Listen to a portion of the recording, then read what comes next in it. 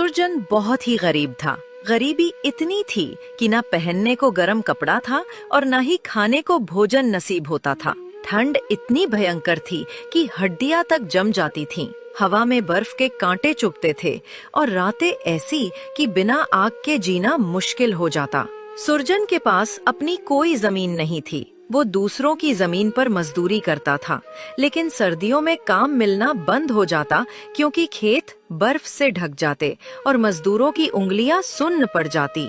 वो जिस घर में रहता था वो भी काफी पुराना था। दीवारों से ठंडी हवा सीधे अंदर घुसती थी, छत से बर्फ टपकती रहती और दरवाजे खिड़कियां इतनी जर्जर कि हवा का एक झोंका भी घर को हिला देता। एक दिन गांव का एक बुजुर्ग आदमी, नाम था बूढ़ा रामदास, सुरजन के पास आया। ठंड से उसकी सांसें सफेद धुआं बनकर उड़ रही थी, लेकिन वो सुरजन से कहने लगा, बेटा, आखिर तुम इतनी मुसीबत क्यों कूट रही हो? तुम नौजवान हो, होनहार हो। अगर तुम चाहो तो मेहनत से अपनी किस्मत बदल सकते हो, भले ही ये ठंड कितनी भी क्रूर हो जाए। रामदास चाचा, ज्यादा मेहनत करने से कोई फायदा नहीं। जो तकदीर में लिखा है मिलेगा तो उतना ही। इस ठंड में तो जीना भी दूभर है। मेहनत करके क्या हासिल होगा? बेटा, यही गलती तुम्हारे पिता ने भी की थी। उसने भी खुद को पूरी तरह भाग्य के भरोसे छोड़ दिया था। इसीलिए वो कोई काम नहीं करता था, सारा दिन घर पर ही पड़ा रहता था। तुम्हारी गरीबी भी तुम्हारे पिता की इन्हीं गलतियों की वजह से है। देखो, गांव में सबके पास अपनी अपनी जमीन और अच्छे घर हैं, जहां लकड़ी की आग जलती रहती है, ठंड से बचाव होता है। मगर तुम्हारे पास ना जमीन है ना ढंग का घर। ये टूटा फूटा मकान भी तुम्हारे दादा ने बनाया था, जिसमें ठंड रात दिन राज करती है। बेटा, जब तक तुम किस्मत का रोना रोते रहोगे और ठंड का बहाना बनाते रहोगे, तब तक जिंदगी में कुछ हासिल नहीं कर पाओगे। अभी तुम्हें अपना विवाह भी करना है, और विवाह तभी होगा जब तुम धन कमाओगे, ताकि ठंड से बचने लायक घर और कपड़े जुटा सको। रामदास चाचा, आखिर मैं क्या काम करूं? गांव में तो कोई काम ही नहीं मिलता, खासकर इस ठंड में जब बर्फ सब कुछ ढक लेती है। कभी मिल भी जाता है तो 1-2 दिन का ही काम मिल पाता है और ठंड से हाथ पांव सुन्न हो जाते हैं। बेटा, ये दुनिया बहुत बड़ी है, इसमें काम की कोई कमी नहीं। तुम्हें गांव में काम नहीं मिलता तो दूसरे गांव में काम तलाश करो, भले ही ठंडी हवाओं में पैदल चलना पड़े। अगर तुम कोई काम करने लगे और इस घर की मरम्मत करवा ली, दीवारें मजबूत करवा ली ताकि ठंड अंदर ना घुसे, तो मैं तुम्हारा विवाह करवा दूंगा। विवाह का नाम सुनकर सुरजन में जोश भर गया। ठंड की परवाह ना करते हुए वो जल्दी से बुजुर्ग आदमी से बोला, रामदास चाचा, अगर ऐसी बात है कि तुम मेरा विवाह करवा दोगे तो मैं आज से ही काम में लग जाऊंगा, चाहे ठंड कितनी भी पड़ रही हो। विवाह होने की खुशी में सुरजन दूसरे गांव में जाकर मजदूरी करने लगा।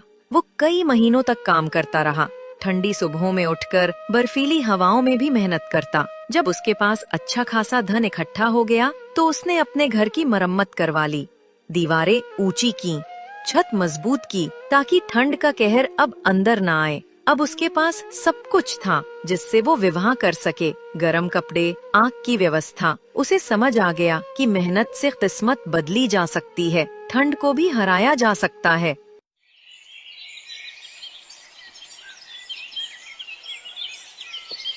एक दिन उसने सोचा, अब तो मैंने घर की मरम्मत भी करवा ली और घर में खाने के लिए अनाज भी है, ठंड से बचने लायक लकड़ी भी। अब मुझे रामदास चाचा से अपने विवाह के बारे में बात करनी चाहिए। इतना सोचकर सुरजन उस बुजुर्ग आदमी के पास गया और उससे कहने लगा, रामदास चाचा, आपने मेरे से कुछ वादा किया था कि अगर मैं घर की मरम्मत और धन कमाने लगूं तो आप मेरा विवाह करवा देंगे। अब तो मैंने घर की मरम्मत भी करवा ली है और रोज काम करने भी जाता हूँ, ठंड में भी नहीं रुकता। अब आप मेरा विवाह करवा दीजिए। बेटा, मैं तुम्हारे विवाह का कुछ प्रबंध करता हूँ। देखो, शादी ब्याह के मामले में लोग अक्सर सच्चाई नहीं बताते, खासकर इस ठंड में। जब घर की मजबूती और गर्मी की बात आती है, थोड़ा बहुत बड़ा चढ़ाकर ही बात करनी पड़ती है। अगर लड़की सांवली भी हो तो उसे गोरी और अत्यंत सुशील बताकर पेश किया जाता है। मैं जब तुम्हारे पास किसी को लेकर आऊंगा तो मैं भी बहुत झूठ बोलूंगा। तुम चुपचाप सुनते रहना। उनके सामने ज्यादा सच्चे बनने की कोशिश मत करना, वरना कुंवारे ही रह जाओगे, ठंड में अकेले कांपते। बुजुर्ग आदमी सुरजन को अच्छी तरह समझा देता है।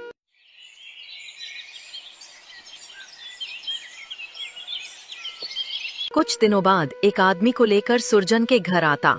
ठंड से सब कांप रहे थे। फिर रामदास बोला, देखो श्यामदास, ये लड़का गांव का सबसे होनहार, चतुर, चालाक और मेहनती लड़का है। इसके पास 100 बीघा बटाईदारी जमीन है। उसमें बहुत अन्न उपजता है। ठंड में भी फसल सुरक्षित। घर में अकेला रहता है। तुम्हारी बेटी आते ही रानी बन जाएगी। ठंड का कोई असर नहीं पड़ेगा। ऐसा लड़का तुम्हें कहीं ढूंढने से भी नहीं मिलेगा। जिस आदमी को बुजुर्ग लेकर आया था उसे खेती और जमीन संबंधित कोई ज्ञान नहीं था। ठंड में खेती की मुश्किलें भी नहीं पता। उसे बटाईदारी का मतलब भी नहीं पता था कि बटाईदारी किसे कहते हैं। वो तो 9 और आधा बीघा जमीन लड़के के पास होने के नाम पर ही बहुत खुश हो गया और बोला, मुझे लड़का पसंद है। अगले हफ्ते आपसे दोबारा मिलूंगा, तब हम विवाह का दिन तय कर लेंगे, ठंड के बावजूद। तो मैं इस विवाह को पक्का समझूं? हाँ, पक्का समझिए। अरे मर्द की जुबान पक्की होनी चाहिए। जो कह दिया सो कह दिया।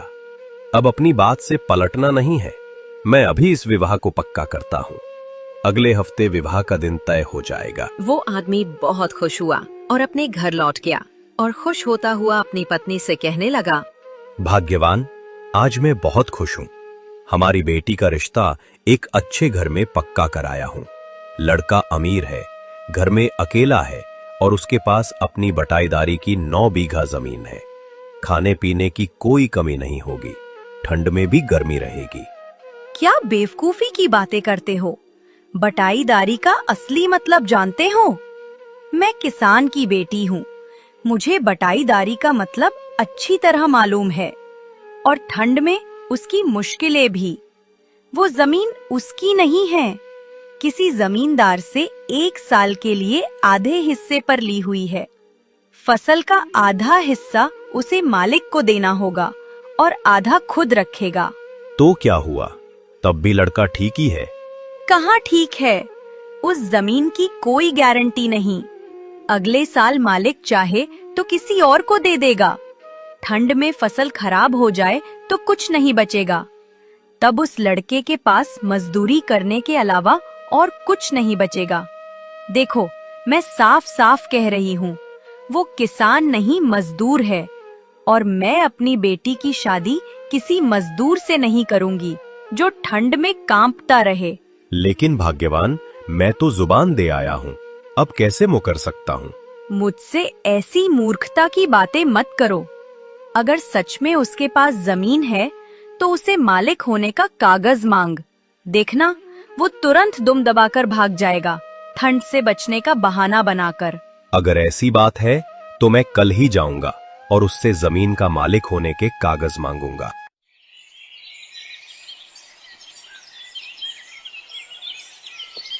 अगले दिन सुबह श्यामदास सुरजन के घर पहुंच जाता है। ठंड से उसका चेहरा लाल हो रहा था। श्यामदास को अपने घर देख सुरजन जल्दी से बुजुर्ग आदमी को बुला लाता है। बुजुर्ग श्यामदास से कहता है, लगता है बात जम गई। आप जुबान के पक्के निकले। चलो, अब विवाह की बात आगे बढ़ाई जाए। ठंड के इस मौसम में मैं अपनी जुबान का पक्का हूँ। वादा करके मुकरना मुझे आता ही नहीं, लेकिन आप भी अपने वादे पर टिके रहिए। अब आप मुझे लड़के की जमीन के कागज दिखा दीजिए ताकि साफ हो जाए कि लड़के के पास 9 बीघा जमीन है। इतना सुनते ही ठंड के मौसम में भी बुजुर्ग आदमी के चेहरे से पसीना टपकने लगा। वो जल्दी से बोलता है, भाई, आप शायद ठीक से समझे नहीं अभी। लड़के के पास बटाईदारी के खेत हैं, लेकिन आप चिंता मत कीजिए, ये जल्दी ही वो जमीन खरीद लेगा ठंड के बाद। मुझे बेवकूफ समझते हो क्या? अरे मजदूर के पास इतने पैसे नहीं होते कि दाल रोटी के साथ सब्जी भी खा ले, और तुम कह रहे हो कि ये जमीन खरीद लेगा, वो भी मजदूरी से, ठंड के दिनों में।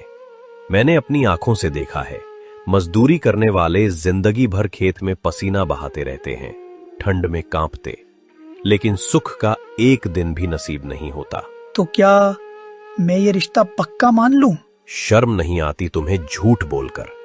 मुझे फंसाना चाहते हो और अब बेहयाई से रिश्ते की बात कर रहे हो। सुन ले, मुझे अपनी बेटी का विवाह तुम जैसे मक्कारों के यहां नहीं करना। अब मैं अपनी बेटी का विवाह शहर में करूंगा, जहां ठंड से बचाव बेहतर हो। तुम गांव वाले धोखेबाज होते हो। इतना कहकर श्यामदास वहाँ से चला गया। ठंडी हवा में सुरजन बुजुर्ग आदमी की तरफ गुस्से से देखता हुआ बोलता है, आपको झूठ बोलने की क्या जरूरत थी? झूठ से रिश्ते बनते नहीं बल्कि बिगड़ते हैं। आपने सब कुछ बर्बाद कर दिया। अब ठंड में अकेले क्या करूंगा? विवाह की बात बिगड़ जाने से सुरजन का मन टूट गया। अब उसका काम में भी मन नहीं लगता। जहाँ भी काम करने जाता ढंग से मेहनत नहीं करता। लोग उससे नाराज होकर उसे काम से निकाल देते हैं। सबको उसके निकम्मेपन की खबर मिल चुकी थी और ठंड में कोई जोखिम नहीं लेना चाहता। धीरे धीरे हालात बिगड़े कि उसके भूखे मरने की नौबत आ गई। ठंड से शरीर कमजोर पड़ने लगा। एक दिन उसने सोचा, अब यहाँ मेरे लिए कुछ नहीं बचा, ना काम ना इज्जत। घर के नाम पर टूटा फूटा मकान है जो बाबा आदम के जमाने का है। ठंड का सामना नहीं कर सकता। अच्छा होगा कि अब शहर चला जाऊं, शायद वहां कुछ काम मिल जाए। बहुत सोच विचार के बाद सुरजन दूसरे दिन घर से शहर के लिए निकल गया, ठंडी सुबह में। मगर उसे पता नहीं था कि शहर कहाँ है, वहाँ काम कैसे मिलेगा। वो चलते चलते घने जंगल में पहुँच गया, जहाँ ठंड और भी क्रूर थी। पेड़ों पर बर्फ जमी हुई। जंगल में ही उसे रात हो गई। रात का अंधेरा देखकर वो घबराने लगा और जल्दी जल्दी जंगल को पार करने लगा। ठंड से दांत किटकिटाते, लेकिन जंगल इतना घना था कि खत्म होने का नाम ही नहीं ले रहा था। हवा में बर्फ के टुकड़े उड़ रहे थे। वो एक जगह रुककर सोचने लगा, अब मैं क्या करूं? ये जंगल तो खत्म होने का नाम ही नहीं ले रहा है। न जाने और कितना बड़ा है ये जंगल। ठंड कितनी बढ़ जाएगी। सुरजन ये सोच ही रहा था कि तभी उसकी नजर एक बुढ़िया पर पड़ी। नाम था मालती।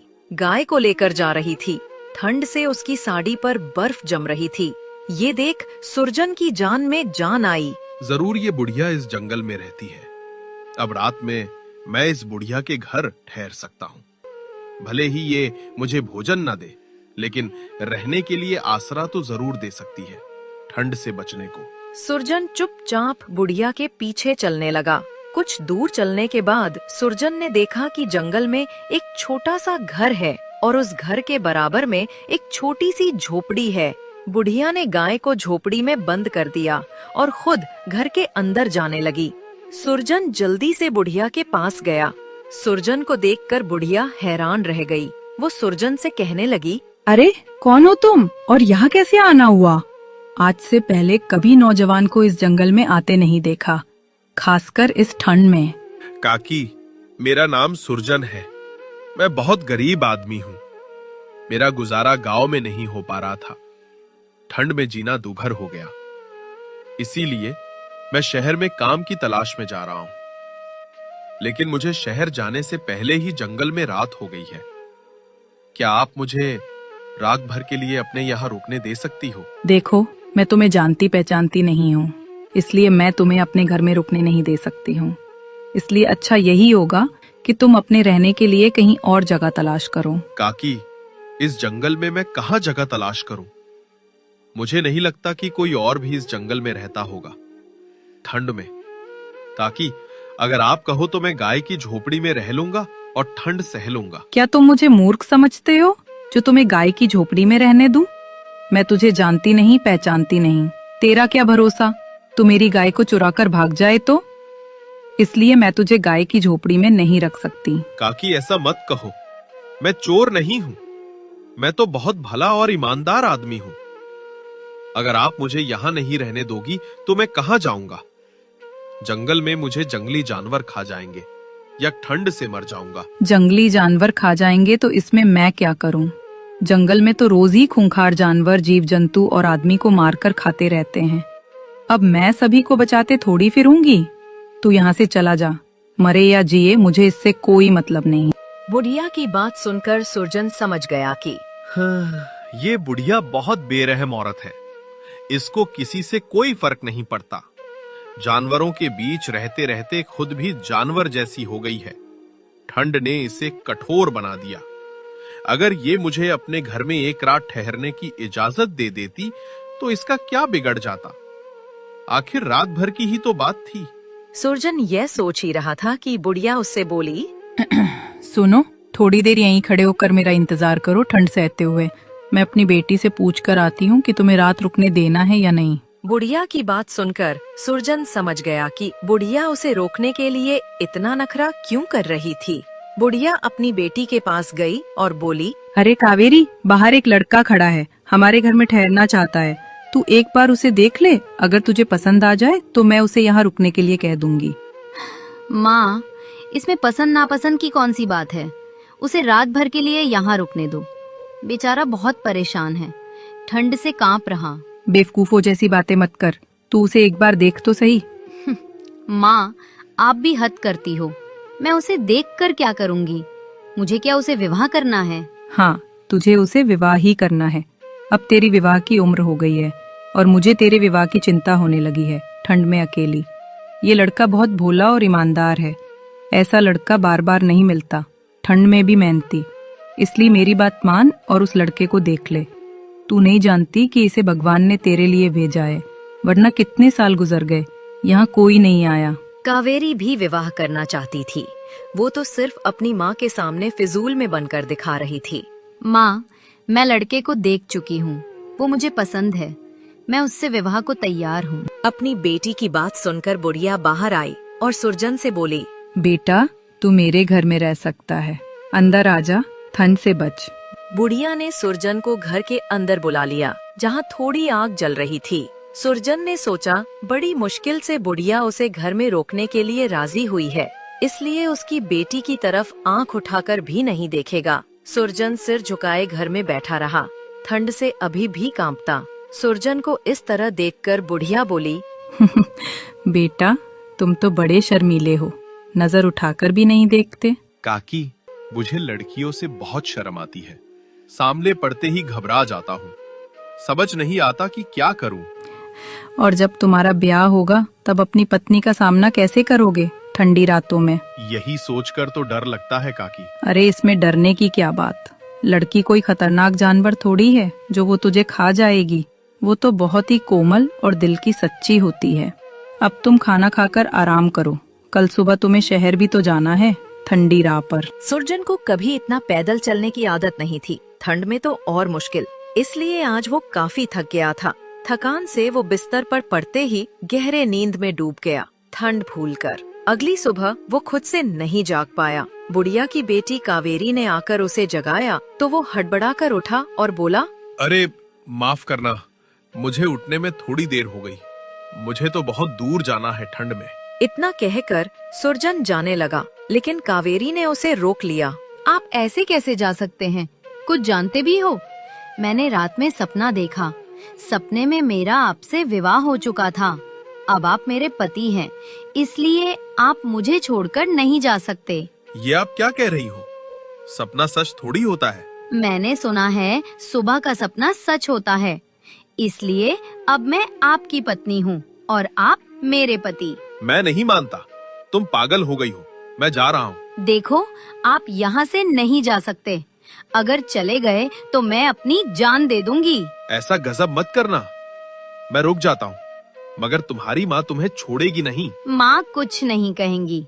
वो तो कब से चाह रही है कि मेरा विवाह हो जाए। आपको देखकर तो वो बहुत खुश होंगी। बुढ़िया शाम के वक्त बकरी लेकर घर आई तो घर में सुरजन को देखकर मन ही मन बहुत खुश हुई। वो जो चाहती थी वही हुआ। बेटी ने सुरजन को विवाह के लिए मना लिया। बुढ़िया सुरजन से बोली, बेटा, क्या हुआ, तुम शहर नहीं गए? काकी, मैं शहर जा रहा था, लेकिन तुम्हारी बेटी ने जाने नहीं दिया। ये न जाने कैसी कैसी बेवकूफों जैसी बातें कर रही है। बुढ़िया की बेटी बुढ़िया को सारी बात बता देती है। फिर बुढ़िया सुरजन से कहती है, बेटा, अब तुम्हें न डरने की जरूरत है और ना ही कहीं जाने की। अब तुम हमारे साथ ही रहोगे, ठंड से सुरक्षित। बेटा, मैं कोई जंगली औरत नहीं हूं। मैं लालपुर गांव के जमींदार की पत्नी गीता हूं। जमींदार ने एक नीच औरत के बहकावे में आकर दूसरी शादी कर ली। उस औरत के कहने पर ही उसने मुझे और मेरी छोटी बेटी को जिंदा जलाने की साजिश रची। जब मुझे इसका पता चला तो मैं अपनी नन्ही बेटी को लेकर गांव से भाग आई। तब से हम यहीं इसी जंगल में रहते हैं, ठंड का सामना करते। इस जंगल में रहते हुए हमें 19 साल हो गए, ठंडी रातें काटते। लेकिन बेटा, पाप का घड़ा कभी ना कभी तो भर ही जाता है। एक दिन उस नीच औरत ने जमींदार की हत्या करके अपने चहीतों के साथ जमींदारनी बन बैठी। वो खुद ही राजा के पास जाकर जमींदार की हत्या का मामला दर्ज कराई ताकि किसी का शक उस पर ना जाए।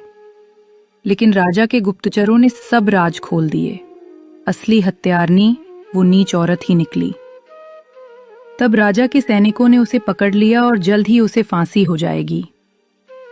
हमारा पुराना वफादार नौकर मुझे ये खबर देने जंगल आया था, ठंड में भी। बेटा, जमींदार लाख बुरे थे, मगर मरने से पहले उन्होंने सारी जमींदारी अपनी बेटी कावेरी के नाम कर दी है। अब से वो जमींदारनी है। कल हमारा नौकर हमें लेने आएगा और हम अपने घर लौट जाएंगे। कावेरी तुम्हें अपना पति मान चुकी है, इसलिए अब तुम उसके पति हो। बेटा, याद रखना, हम धन के लिए अपना ईमान नहीं बेचते। काकी, आप सचमुच बहुत बड़े दिल की औरत हैं। इस दुनिया में कैसी कैसी स्त्रियां होती हैं। कोई पति के लिए अपनी जान की कुर्बानी भी कर देती है और कोई लालच में अंधी होकर सब कुछ बर्बाद कर देती है। बिल्कुल बेटा, यही तो दुनिया है। इसमें भली औरत भी रहती है जो अपने पति के लिए सब कुछ न्योछावर कर देती है, और कुछ औरतें सिर्फ धन से मोह करती हैं। उनके लिए पति खिलौना होते हैं। जैसे बच्चा रोज नया खिलौना बदलता है, वैसे ही वो रोज पति बदलना चाहती हैं। अगले दिन सुरजन बुढ़िया और उसकी बेटी के साथ जमींदार की हवेली में चला गया, ठंडी राह पार करके, और कावेरी जमींदारनी बन गई। उसके बाद सुरजन अपनी पत्नी और बुढ़िया के साथ खुशी से रहने लगा। ठंड का कहर अब खत्म हो चुका था।